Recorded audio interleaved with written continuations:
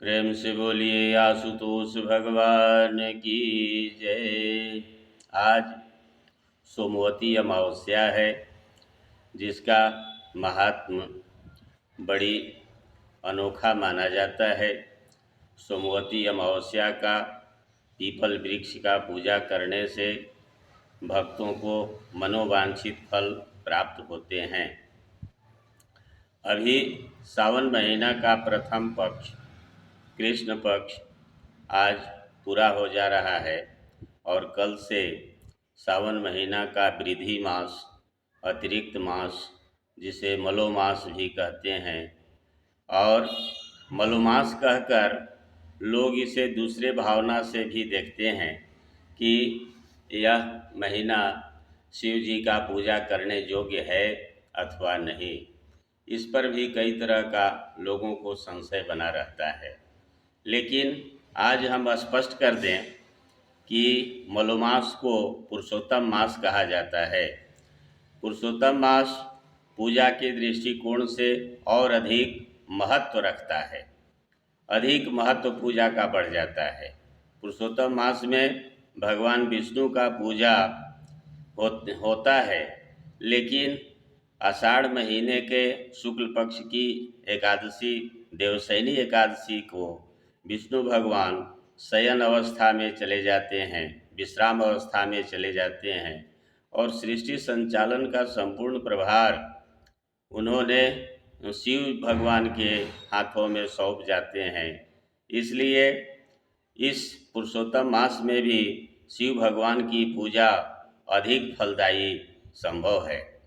भगवान शिव बहुत अल्प आराधना से ही ज़्यादा फल देने के लिए तत्पर रहते हैं, क्योंकि भगवान शिव को केवल जलाभिषेक अगर किया जाए, उसी से वे प्रसन्न होकर सभी मनोकामना पूर्ण करने का वरदान दे देते हैं। और पुरुषोत्तम मास में तो विष्णु भगवान का भी संपूर्ण प्रभार इन्हें स्वतः प्राप्त है। इसलिए शिव जी का और तन मन धन से विशेष प्रकार से पूजा अर्चना करना चाहिए, ताकि शिव जी अधिक से अधिक प्रसन्न होकर दान लोगों का मनोरथ सिद्ध कर सकें। एक ठो मिथ्या भ्रम समाज में धीरे धीरे प्रचलित होते जा रहा है कि भगवान शिव गंजेड़ी भंगेड़ी के रूप में प्रदर्शित किए गए हैं। बहुत से गाने बजाने वाले लोग या वीडियो बनाने वाले लोग मनोरंजन की दृष्टि से शिव भगवान को भांग पी के मतवाला होने का, या कई प्रकार के लेखक आदि बिना तथ्य का, तथ्य विहीन पीते भंग प्याला रहते मतवाला, इस तरह का गीत गा करके शिव भगवान को बदनाम करने का प्रयास करते हैं। किसी भी धर्मशास्त्र में, किसी भी पुराणों में, किसी भी वेदों में भगवान शिव भंगेड़ी गंजेड़ी भांग पीने वाले धतूरा खाने वाले के रूप में कहीं वर्णन नहीं मिलता है। यह मिथ्या भ्रम है। लोगों के बीच में अनावश्यक प्रचार प्रसार किया जाता है। भगवान शिव तो सदा ही हितकारी और सौम्य देवता के रूप में जाने जाते हैं। भगवान शिव का वास्तविक स्वरूप का दर्शन अगर कोई कर ले तो भगवान शिव के बारे में किसी तरह का मिथ्या आरोप नहीं लगाएगा।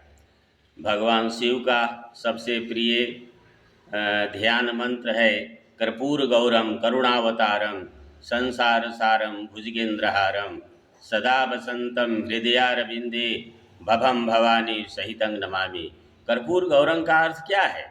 कर्पूर गौरम का मतलब है कपूर के समान गोरे। जो हम लोग भूत भावन भोलेनाथ का दर्शन करते हैं, श्मशान का विभूति लपेटे रहते हैं, वह उनका वास्तविक रंग रूप आकार प्रकृति नहीं है। कर्पूर गौरम भगवान भोलेनाथ जितने भी चर अचर पृथ्वी पर विराजमान हैं, उन सभी से अधिक सुंदर और गौर वर्ण के हैं। कर्पूर गौरंग का अर्थ है कपूर के समान गौरे हैं। कर्पूर गौरंग करुणावतारम, और उनका अवतार ही पृथ्वी पर करुणा के रूप में हुआ है, लोगों को दया बांटने के रूप में हुआ है, तत्काल किसी का पुकार सुनने के रूप में हुआ है। कई बार तो वे अनोखा ऐसा कृत्य कर जाते हैं कि मृत बत्सा को या मृत शरीर को भी कुछ क्षणों में जीवित कर देते हैं। भक्तों का पुकार सुनकर स्वयं विह्वल हो जाते हैं। इसलिए भगवान शिव के बारे में अनावश्यक मिथ्या प्रचार नहीं करना चाहिए, इससे बचना चाहिए। किसी भी पुराणों में, वेद शास्त्रों में भंगेड़ी गंजेड़ी के रूप में शिव को नहीं लिखा गया है, नहीं बताया गया है। यह कोरी कल्पना है लोगों का, आपसी मनः विकार है लोगों का, जिसके आधार पर उनको पीते भंग प्याला रहते मत वाला कह करके बदनाम करने का कोशिश किया गया है। तो मेरा यह निवेदन होगा कि जो लोग भी इस वीडियो को देखते हों, देख रहे हों, देखें, उन्हें यह बात का स्मरण होना चाहिए कि समाज में जो मिथ्या भ्रम प्रचारित हो रहा है उससे लोगों को सही रास्ता बतावें, उससे बाहर निकलें और सही बात की जानकारी दें। हाँ, लोक कल्याण के ख्याल से समुद्र मंथन के समय 14 रत्न जब उपस्थित हुए थे, जिसमें एक विष भी समुद्र से निकला था।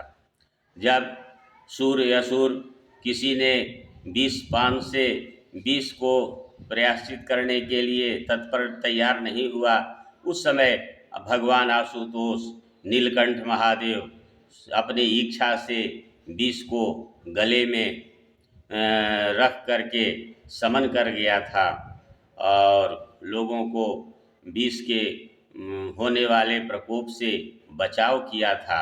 अमृत के लिए तो सूर असुर लड़ने लगे थे, बाकी रत्नों को भी सब लोग चाह रहे थे, लेकिन विष से सभी लोग पूरा पृथ्वी त्राहिमाम हो गया था। उस समय भगवान शिव जो करुणा के देवता हैं, वे तत्काल लोगों को राहत देने के ख्याल से विष पान किया था, हलाहल पान किया था। इसका अर्थ यह नहीं है कि वे भांग धतूर से प्रसन्न होने वाले देवता हैं। भगवान शिव को भांग धतूर का भोग लगाने का कोई औचित्य भी नहीं है।